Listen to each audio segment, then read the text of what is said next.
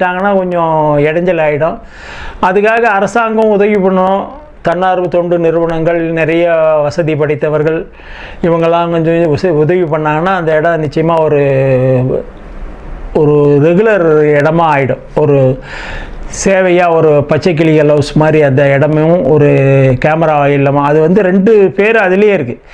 Camera ஹவுஸ்னு போட்டால் அதான் வரும், பேர்ட்மேன் ஹவுஸ்ன்னு போட்டால் அதான் வரும். அது மாதிரி ஒரு ஹிஸ்ட்ரியான ஒரு இடம். அது ஹிஸ்ட்ரி அப்படியே தொடர்ந்து இருக்கணும்னு என்னுடைய ஆசை. அதுக்கு அரசாங்கமும்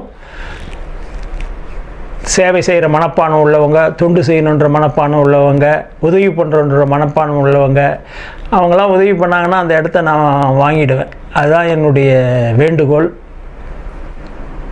அதாவது நாம் போகிற எண்ணங்கள் ஒரு நல்ல ஒரு எண்ணங்களோடு ஒரு இலக்கை அடையணுன்னும் போது இயற்கையை இப்போ நம்ம நேசிக்கக்கூடிய எண்ணங்களோடு